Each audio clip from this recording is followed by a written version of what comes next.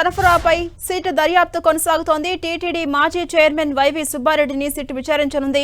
ఇవాళ విచారణకు రావాలంటూ సిట్ నోటీసులు జారీ చేసింది. అయితే ఇవాళ విచారణకు రాలేనని సిట్కు తెలిపారు సుబ్బారెడ్డి. విచారణకు మరింత సమయం కావాలని కోరారాయన. ఈ నెల 15 తర్వాత విచారణకు వస్తానని తెలిపారు వైవి సుబ్బారెడ్డి. ఇక ఈ కేసులో ఇప్పటికే మాజీ ఈవో ధర్మారెడ్డిని 2 రోజులు సిట్ విచారించింది. బోలేబాబా, శ్రీ వైష్ణవి డైరీ ప్రతినిధులు ఇవాళ మరోసారి విచారణకు హాజరు కానున్నారు.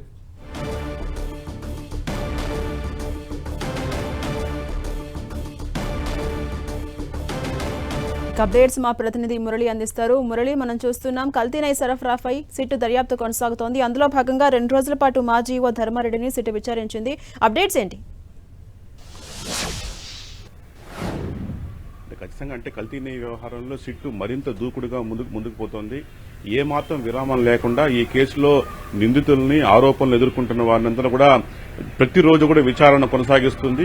తిరుపతిలోని భూదేవి కాంప్లెక్స్ లో ఉన్న సిట్ కార్యాలయంలో నేరుగా వారిని పిలిపించి మరీ మాట్లాడుతుంది. మనం చూసాం నిన్న మొన్న టీటీడీకి ఇది వరకు ఈవోగా పనిచేసిన ధర్మారెడ్డిని 2 రోజుల పాటు పూర్తి స్థాయిలో సిట్టు విచారించింది. ఈ 2 రోజులు సుమారు 20 గంటల పాటు ఆయన్ని విచారించిందంటే విచారణ ఏ స్థాయిలో కొనసాగిందో అర్థం చేసుకోవచ్చు.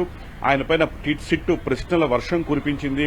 ప్రధానంగా మీరు ఈవోగా ఉన్న కాలంలోనే కల్తీ వ్యవహారం వెలుగు చూసింది.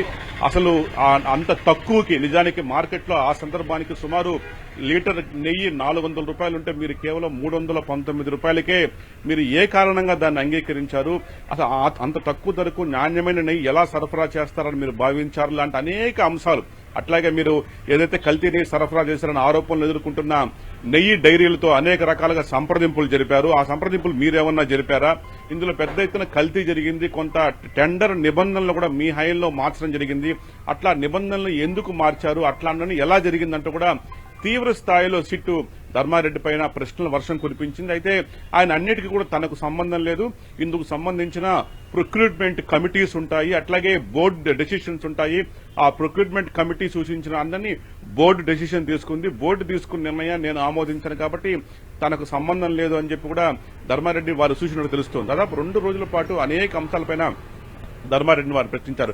ఇక అయితే ఇదివరకు 3 రోజుల క్రితమే ఈ కేసులో టీటీడీ ఇదివరకు చైర్మన్ గా పనిచేసిన వైవి సుబ్బారెడ్డికి ఇవాళ అంటే 13వ తేదీ హాజరు కావాలంటూ సిట్టు నోటీస్ ఇచ్చింది. అయితే వైవి సుబ్బారెడ్డి ఓవరాల్ గా తాను లక్నోలో సమావేశంలో ఉన్నందున 13వ తేదీ తాను హాజరు కాలేనని, ఈ నేపథ్యంలో 15 తర్వాత తాను అందుబాటులో ఉంటానని, 15-20 మధ్యలో మీరు ఎప్పుడు కోరినా కూడా అప్పుడు విచారణకు వస్తానని కూడా ఆయన సిట్టుకు ఓవరాల్ గా చెప్పినట్టు తెలుస్తుంది. కాబట్టి ఆయన 15 లేదా 16 తేదీల్లో ఆయన్ని సిట్టు విచారించే అవకాశం ఉంది. మరోవైపు సిట్టు విచారణ ఆయన నేరుగా ఇక్కడ తిరుపతికి వస్తారా లేక సిట్టునే తన ఇంటికి రమ్మన్నారని ఇంకో ప్రచారం కూడా జరుగుతోంది. కాబట్టి మొత్తంగా 15 తర్వాతే వైవి సుబ్బారెడ్డి విచారణ కొనసాగే అవకాశం. ఎందుకంటే వైవి సుబ్బారెడ్డి చైర్మన్ గా ఉండగానే ఈ మొత్తం వ్యవహారం కొనసాగింది, కల్తీ నెయ్యి వ్యవహారం. పైగా ప్రత్యేకించి వైవి సుబ్బారెడ్డికి ముఖ్య అనుచరుడుగా భావిస్తున్న చిన్న అప్పన్న ఈ వ్యక్తే ఈ కేసులో అత్యంత కీలకంగా ఉన్నాడు. ఇప్పుడే అతనికి పోలీసుల అదుపులో ఉన్నాడు.